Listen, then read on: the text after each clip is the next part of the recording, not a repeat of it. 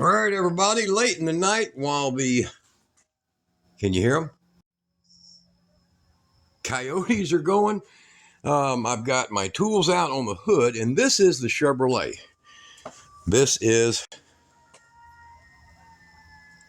Listen to them. Can you hear them? They're close. So this is the Chevrolet. And up here on the roof, we have a cutout. Now, what I did is I made a template for where the bolts would go through, and I decided I wanted to preserve the original. Yeah, I got it off centered. I got this hooked here and then got it hooked over here on this. Now, the truck is old. It's a 1990. It's got 100,000 miles on it. So, you know, it's seen some days. It's still got another 50,000 left on it if we're careful. All right, now, there's the cutout there, and I have, I'm going to get this cutout done off the camera because it's kind of difficult, and I'm walking without the cane. Stumbly, but still walking. All right, now, I've got this set up. There's the underbody, and that's the only parts that are going to be going through the hole there.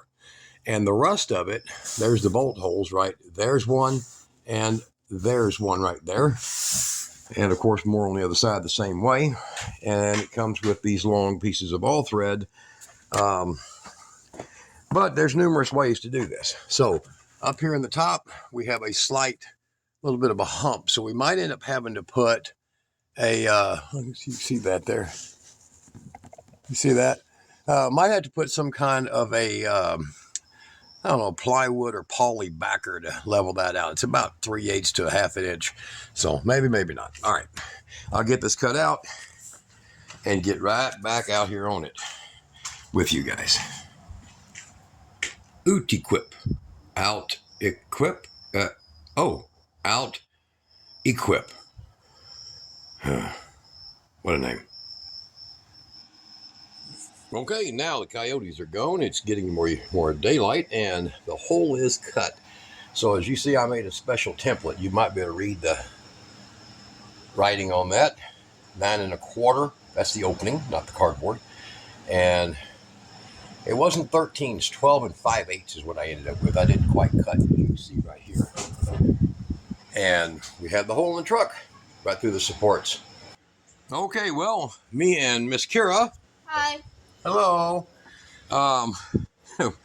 We got this hole cut, and then I forgot that this is offset, so I had to cut an additional inch back this direction. So if you're doing your measurements, measure that and include an inch from that width. So I'll see if I can update that with a drawing. Here, look at the end of the video, and I'll make an actual drawing, and you'll see what you got to do. But that's correct.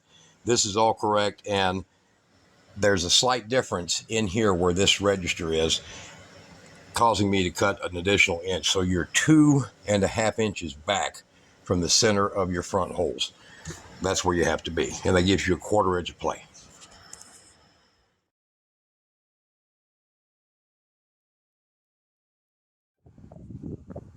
All right, guys, this was not a very difficult install. This thing went in within 2 hours.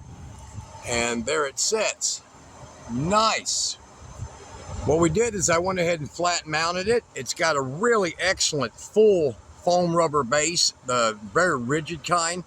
And it is then silicone around. It's not going to leak. And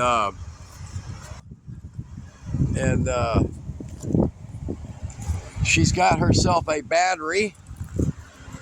So we're going to have a pair of Power Queen Minis go underneath the seat back here. They fit well, and the bigger batteries wouldn't have fit. But how you like that? This used to be on my old Ford, but it was really originally made for a Chevrolet, and it's fitting it again. So this is Kira's. Now on the roof up here, we're going to have 600 watts of solar and a controller for 300 of it, and then another 300 watts that go into the little 10 amp controllers. I showed them in a previous video. So go look at these videos up here. I'll put a link, and look at the end of the video, and I'll list a bunch of this that we've done. So what I had to do is I had to make a 1/8 inch plywood layering so that it fit this roof line. But as you can tell, this is low profile. Here's my hand. See, this is really low profile. Come out real nice. So how'd it come out? It came out great. It only took like 2 hours, I think. Yep, right at 2 hours. So it's currently in here running on one little battery. We're using that one because it was fully charged, and we ran the Power Queens on it for about, I don't know, 6 hours almost. Again. I took a nap. And well, Kira took a nap in here.